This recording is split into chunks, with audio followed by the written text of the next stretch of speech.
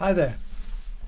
A book in the series on military history is The Traitor of Colditz by Robert Vermeil.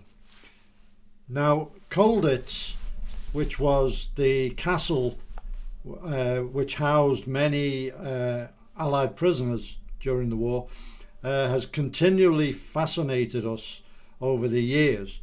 Many books, autobiographies, biographies, historical accounts, movies, and at least one, possibly two TV series have told us the story. But with new research and records being released, some more of the stories being released and unearthed by researchers, and the current book, The Traitor of Colditz, tells, as far as I know, a previously unknown chapter in the story. And the opening chapter of the book is truly amazing because it's a court-martial under prisoner of war rules of one of the prisoners of Colditz, a British officer, by his fellow officers, and he is sentenced to be hung by them. And if that's not enough, the story then goes into the build-up to why that happened and what happened subsequently. Now, the cast of characters in this book is truly fascinating. One British officer, Julius Green, who was a dentist, and he was the dentist in Colditz, was acting on behalf of MI9, the Escape and Evasion Service based in London, who used to supply equipment and information to prisoners, used to train them before deployment, and had a system of coding and for passing messages to and from. And Julius Green became the expert on coding. Now, he was Jewish, so it was at some considerable risk to his own safety that he did this. But he was patriotic and thought enough of his military responsibilities to do his bit even while still a prisoner. Then you had John Busty Brown, who was a quartermaster sergeant with the Royal Artillery, who had been captured at Dunkirk. Now, just a point about prisoners of war in general. Reading some of the books about Colditz and other camps, quite a few of these chaps were captured right at the beginning of the war, 1940, and many of them spent the entire war until liberation as a prisoner of war. And it was far from a cushy existence. Even though they went in the thick of fighting, the privations were pretty bad. And some of the books have shed quite a bit of light on that. So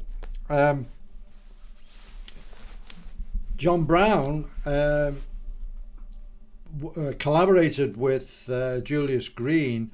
He was taught coding by him, but then the Germans transferred him to Berlin, and he managed to convince the Germans that he was a collaborator, and he was allowed a certain degree of freedom. He had a girlfriend and so on, but he was actually working on behalf of MI9, gathering information. He was able subsequently to provide evidence against some noted traitors such as John Amery and the guy we're going to talk about next, Walter Purdy, who was the officer I mentioned who had been court-martialed in the first chapter. He was a naval officer, and before the war he had been a member of the British Union of Fascists, the Black Shirts, so he already had those kind of sympathies. And he succumbed to the German blandishments and agreed to basically be a traitor. And he, in fact, supplied information about a British tunnel in Colditz, which resulted in the tunnel being discovered. The British officers suspected him, and they had this court-martial. However, none of them were prepared to actually hang him. It was something they had not really trained for, and even though they were quite happy to see him executed, none of them wanted to be the actual hangman. So they went to the commandant of Colditz and said, "We know who he is and we can't guarantee his safety." So he was sent to Berlin, and he continued his activities there, and came into contact with Busty Brown, who was able to amass information about him. And one of the activities that Walter Purdy became involved in was the British Freikorps, which was the SS unit of British prisoners of war who signed up to fight in the Waffen-SS. Now, it was tiny in comparison with the large foreign SS units such as the Dutch, the Norwegian, the Belgian, the Ukrainian and so on, who actually did fight, mainly on the Eastern Front, most of them, some on both fronts. But there was never enough to form a meaningful unit of any sort, and they never actually saw any action. And a couple of them joined up because they were previously fascist, black shirts, but some of them just saw it as a way of getting some freedom and some food from the Germans. Kind of weak-willed individuals. All in all, some of the foreign Waffen-SS units I mentioned were pretty serious units, but the British Freikorps was a joke from start to finish. And then we have Alexander Heinkel, who was an Abwehr officer, and he was the one who was running Walter Purdy for a lot of the time. And he also was handling Busty Brown, but he was always suspicious of Brown, and had to be persuaded that no, he is actually one of ours, but the wool had been pulled over his eyes.